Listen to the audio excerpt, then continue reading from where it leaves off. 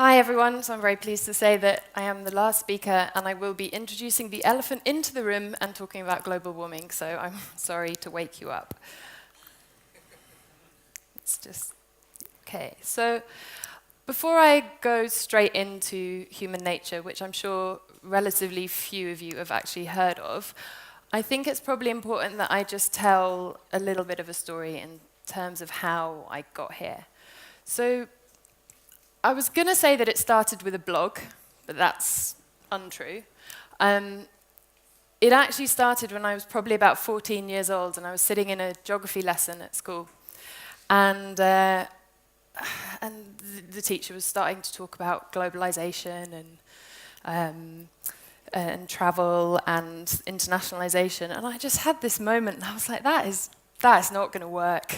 Like, that is not going to work on so many levels.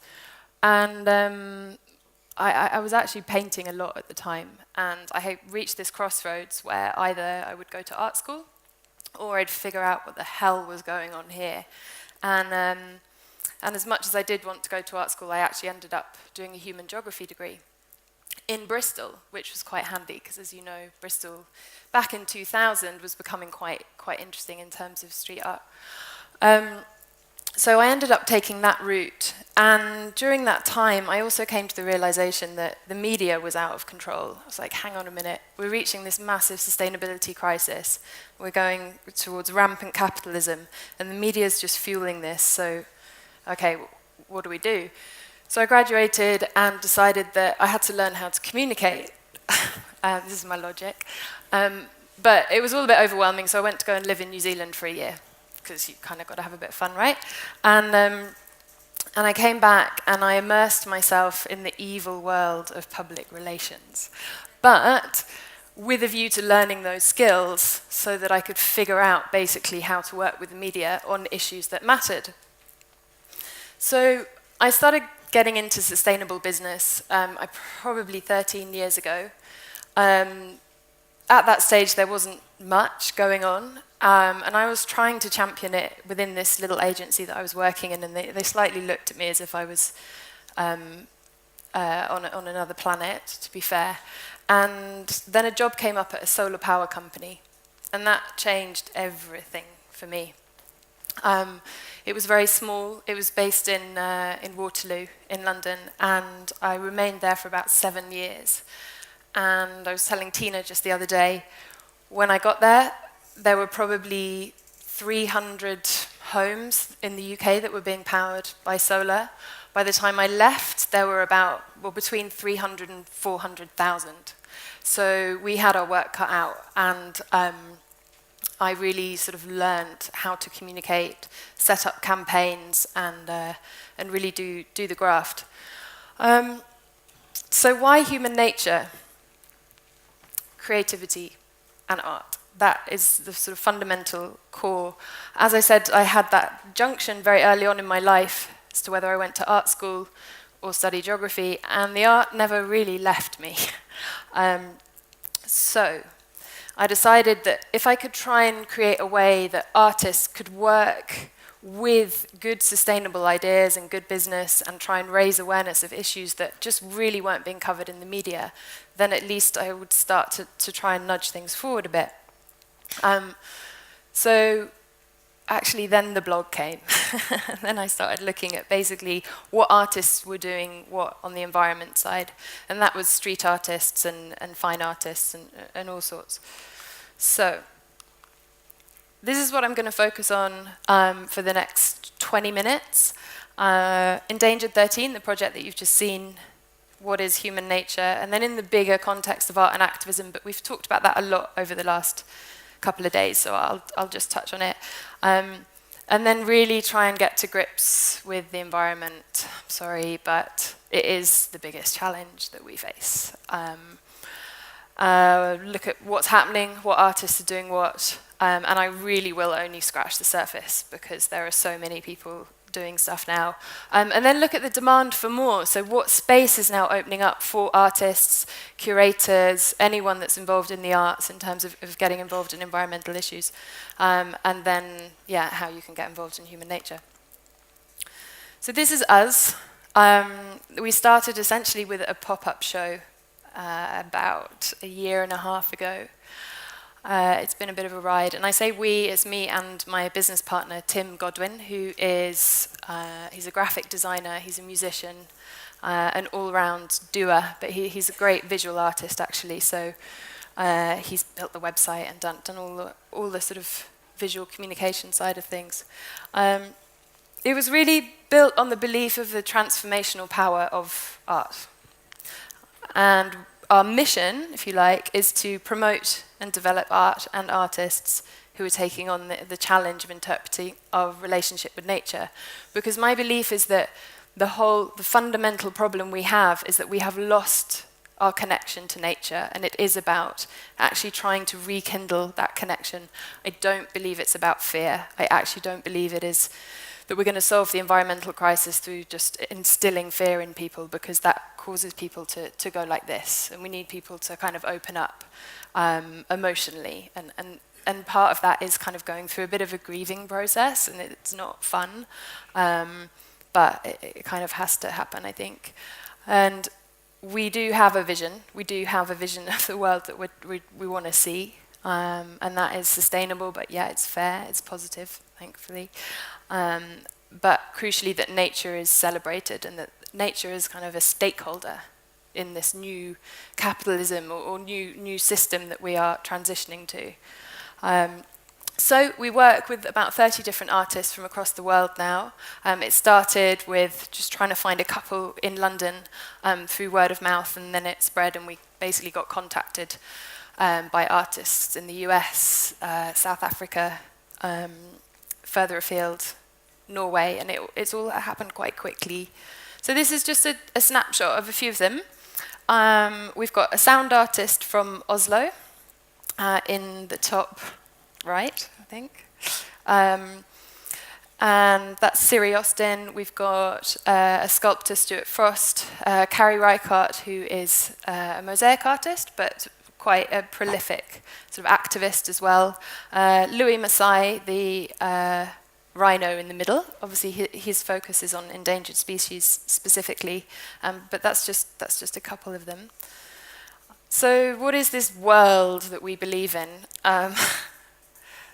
Renewable energy, pretty much. Put up your hand if you think that's fair enough thing. Great. Creative. Do we want to live in a creative world? Yeah, sure. But one that values creativity over consumption. So if we're telling people that they can't consume and they need to consume less, we need to give them another option. What is that other option? Well, to be more creative and basically have more fun, right? So yeah, and of course we believe in public art as well. We want children to kind of get this creative education as well, and obviously use the internet for good. All these are kind of pretty logical, right? And I think most people in the room will kind of agree. But actually, can we try and get the scientific community working with artists a little bit more? We think probably. And can we even get low carbon and sustainable and progressive brands working with us a little bit more? I think so. I'm less black and white about not accepting money from organizations. I think if they're genuinely trying to do a positive thing, then yeah, we should work with them. In a nutshell, I think Andy Council's little illustration sums it up, really. This is what we're trying to do. Andy actually worked with us on Endangered 13 quite recently. So here are a couple of things, just to reiterate. We think that true change will only occur if science and art collide and create this sort of new dynamic. Yeah, pretty much. And if we're trying to create a sustainable society, it is about culture. There is so much discussion going on at the moment on a policy level, on an economic level, that just isn't really talking about the huge influence that the arts can make in particular. And we kind of want to see a bit of a shift in that. So if we've got a mission, this is probably it. This is where it all started. Hoxton Arches, 2014, 2-day show, painful to take that much work down after 2 days, but it was 14 artists looking at everything from the extinction crisis through to our relationship with landscape. We had Ben Wilson, the chewing gum artist there, who a lot of you in London will have seen his work, but he paints on discarded chewing gum on the floor, miniature little paintings. And of course that's about waste and consumption. Anyway, plenty more. And then fast forward, within a year, we'd travelled around the UK. We'd done 3 shows, and our final one was in the heart of Soho at 19 Greek Street. And they had kind of they were more of an interior, sustainable interior design showroom or something, which sounds hideous. But they genuinely wanted to support what we were doing, and they installed these amazing solar-powered windows, as you can see. They're sort of stained glass windows. We had a VR experience which plunged you onto the North Norfolk coastline and was all about how technology can actually be very detrimental, ironically, in terms of impacting our relationship to nature. So being in sort of beautiful wilderness and checking your iPhone, you know, what are all those sort of implications on how we actually value nature? But that was a really successful show, and we kind of realized that we were onto something. So what is human nature? What are we trying to do that is different? Are we a gallery? No, not really. We don't have a physical space. We are a platform. We're an enabler. What we're trying to do is amplify the artists and the work of the artists, and join them together and almost using campaign theory, make their voice louder, because together we are louder. So I'm kind of using my experience in PR and campaign building and looking at that theory, representing artists where I can help them get more work and where I can help them progress. And then using digital media, using the website, obviously, and really talking to the press a lot still. But it is working to some degree. So that's just a little bit more. But the crucial thing is that what we found is when you create a network which is really based around values, you say, look, our values are nature and creating a better place.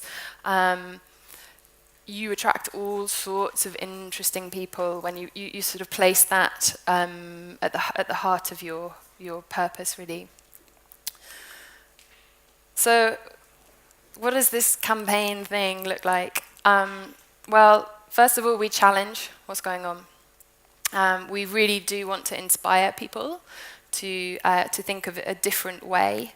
We'll join everyone together and then empower them through information, whether that's online content or creating information for the media, and then activate them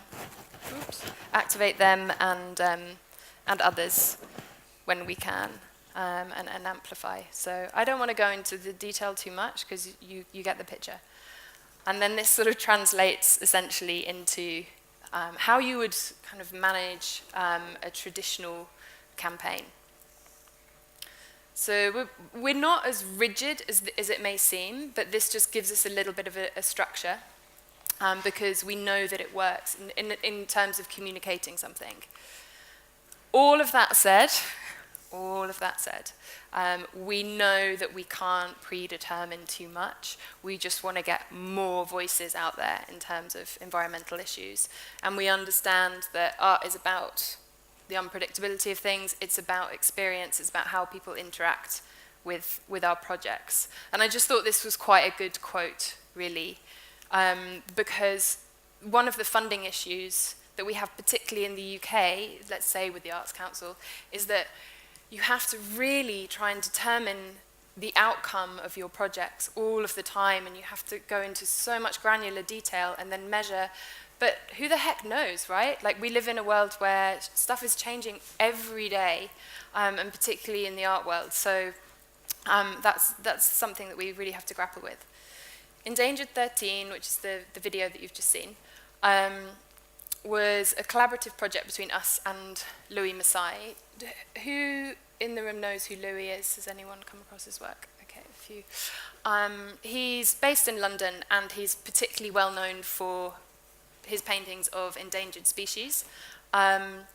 He is very committed to his work, and he's started working with an environmental charity called Synchronicity Earth, which is bringing, obviously, environmental issues to light through street art. They were kind of one of the first environmental charities to do so, I think. He's got a beautiful mural of a coral reef in East London that actually, sadly, in the last week was painted over, having been up there for months and months, but it's really worth looking up. Endangered 13 started, I actually went to have a cup of tea with Louis in January this year, and we were just chatting away about something completely different. And he said, I'm going to look at a site tomorrow in Tower Hamlets. They want me to paint a mural, but I think there's quite a big space, actually. And I was like, all right, I'm coming. I'm coming. I don't care if I'm invited or not, I'm coming. And we went along, and sure enough, there were these old railway arches. And there must have been, let's say, 50 or 60, completely empty. And the guy that ran the site, which is actually Tower Hamlets Cemetery Park, said, yeah, you've got permission to paint on all of them. I'm like, okay, all right. We can do 13. How does 13 sound? And so that really was the start of Endangered 13. And Louis pulled in people like Zenz, Andy Council, who else? Oh, loads. Dr. Zadok, Carrie Reichardt, the mosaic artist. We had a haiku poet and a traditional sign writer, which sort of culminated in this project. But what I wanted to do was just try something a little different. Here you can see ATM's work. ATM, again, focuses on endangered species and using paintbrushes, so quite fine, detailed work. These are curlews, native to the UK and Europe, and they are particularly endangered. But we wanted to create an online space for more information about each species, because fine, they would look nice, but we really wanted to direct people to information on what the problem was and where they could go to do something about it. And we didn't want to just affiliate ourselves with one specific environmental charity. We wanted to be independent. So we did kind of desk research in terms of, for each specific species, what local conservation group was really making a difference. And in some cases, it was literally 4 guys on an island, just doing some graft. And in our view, they were worth supporting. So this is what we endeavoured to do. So each mural had that amount of information, roughly. And that's Dr. Zadok's work, obviously. It doesn't look particularly good, that picture on here. That's Von Ledford, actually a sign writer, American sign writer based here in London, who did some painstaking work above the murals. But it was really worth it in the end. They're on Ackroyd Drive, by the way, if anyone wants to know where they are, near Mile End Tube. So art and activism, the bigger picture. Again, I'm going to whiz through this because you guys are the experts in this by now. The obvious one. Tinsel, you're still here, hopefully. And swoon, yeah. So we're not doing anything new at all. We're just trying to look at how we can bring voices together around one issue and make it international. And is there a way that we can become a more powerful voice like that? Maybe. We're trying. So why the environment? That. Canadian tar sands, you've probably seen that picture before. But, yeah, it's a pretty shit photo to look at, right, on a Sunday night. Yeah, enough. The Anthropocene, you may well have seen this. That line there is basically indicative not just of tropical forest loss, but the degradation of the oceans, loss of loss of species, biodiversity, you name it, you name it, you name it. We know what that line looks like, and we know that we need to break it. And it's no small task. So I was sort of trying to think about how to summarize really the magnitude of the problem. And I thought, well, actually what I'll do is go back and look at some past time issues. And these are actually as long ago as maybe 10 years ago, some of these. So it's not like we haven't had a kind of reminder that we might need to move a little bit. And then the tone starts to change a little bit, because there is this like huge fear, shit, we're on a massive trajectory here. How do we get off this ride? And actually what's been happening is there is more of a voice now on, well, we can evolve, we can change, we can look at technology, and we can look at the values that we place on communities and in ourselves as individuals.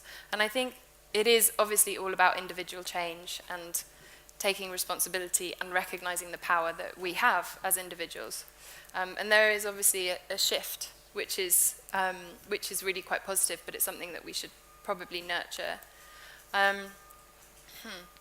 The climate change rallies, this is obviously just before Paris in New York, but those pictures were seen all over the world. How many of you marched, actually? I'm not judging, just interested. Okay. How many of you sort of think maybe you should have done? Okay.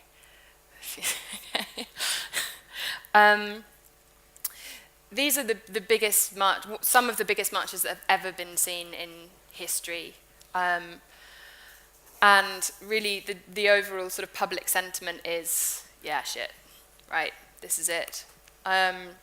This is the Keystone XL pipeline backlash against Obama, which you Americans in the audience will be way more familiar with, perhaps, than us. But again, a huge backlash in the US. A very scrumpled newspaper clipping, actually. So I worked on this just before Paris, and the reason it's scrumpled is because I was about to get on a plane, and finally this piece had come out, and it was during the climate talk. So this piece actually went abroad with me and got stuffed in the bottom of my suitcase for some time. Anyway. This is sort of showing the momentum and the arts community, and particularly musicians, kind of getting behind the issue. And actually, before David Bowie died, this was one of the very last things that he did. And bless him, we had no idea at the time what he was going through, but he felt very, very strongly that action needed to be taken in Paris. So Paris, here we go. Decision finally made in December that we do need to stop warming above 2 degrees, and that things will be implemented in 2020. Well, let's hope, right? But I think the general consensus is that we can't really leave it up to our leaders, and that it will be about individuals. So what's happening in the bigger context? Liberate Tate. These guys are persistent, and as some of you may well know, they've been campaigning against BP sponsoring the Tate for quite some time. And as of only about 2 weeks ago, actually the Tate announced that they were cutting all ties with BP as of next year. So they will no longer sponsor the Tate. Why is that important? Because that relationship gives BP a social license to operate, and it's a license that they should not own any longer. So many of you will probably have seen this at COP21 in Paris, the giant icebergs that were shipped by Olafur Eliasson God knows how many tons. I wrote it down in my notes, but I have forgotten. But the idea was obviously that they would melt over the duration of the talks. A huge undertaking, but nonetheless, you know, it is important work. Brandalism, yeah, much of this stuff happening, as we've heard over the last couple of days. But really, Paris was kind of a crescendo, and quite an exciting time, because we were seeing all sorts of different installations, organised ones like Olafur Eliasson, and then these, and Shepard Fairey actually as well. So he hung his globe from the Eiffel Tower during Paris, and I think now he's continuing that momentum. So he's got a show on in Paris, or has just had a show around Earth Crisis. So he's really focusing on this now. Jason, this is incredible work. One I didn't realise actually, but he's a diver, and he is a big conservationist and a photographer, and that's kind of where his work has come from. And obviously he's a trained sculptor, but at the core, he is a conservationist, and obviously all of his work is looking at the degradation of the oceans and seas and so on. So it's just a few things to maybe pique your interest. It's not obviously street art, but it is sort of public intervention. This is a poster project in Melbourne by Climart. It's actually got an E on the end, Climart, that's typo. I think if there was any criticism of that poster project, was that it was over-curated. And I think that although it was a good effort, creatively, could it have had more impact? Probably. And Pangaea Seed, who are doing incredible work on organising murals, particularly around ocean degradation. So this is what's happening. We are in the transition phase. Money is being pulled out of fossil fuels left, right, and centre. Institutions are divesting and pulling their cash from oil. It's way too risky. The Norwegians, even though their entire economy was based on oil and gas, are now like getting the hell out of there. They don't want anything to do with it. On the other hand, this is what's happening in solar power. So this is how it's grown over the last few years, and indeed how the price has fallen. So there is light at the end of the tunnel. This stuff is deployable. I know, because I've worked in the industry for a very long time, but it is a beacon of hope, and it is a reason to really be positive. I think we will shift to pretty much solar-powered society, within the next 10 years, maybe even less. This thing is just going to take the world by storm. And it is particularly frustrating being in the UK at the moment, because that momentum is not apparent, but it certainly is happening across the globe. And it's exciting, and I personally believe that it should be encouraged as much as possible. The media is starting to really look at art and climate change in many, many different ways. This is just an example of The Guardian, who maybe are the obvious ones, but they're doing quite a lot of work. The Arts Council claim that sustainability is now at the heart of what they do, and they really, really want to encourage environmental projects. We will see. It's good sentiment at the moment, but we'll see. Human nature itself is getting a lot of press. BBC, Huffington Post, Evening Standard, and so on, which is great, and we'll continue to do that because it's important. So what can you do? The big idea is basically to create projects that can be replicated, and that's why we're focusing on international artists as well. This is Fia One, who took part in Endangered 13. I'm going to kind of finish on him because he lives in Durban in South Africa, and he called me about 3 weeks ago and said, Charlotte, I want to do an Endangered 13 in Durban. Can you help? I was like, yeah, that's the plan. That's the idea. So thank you very much.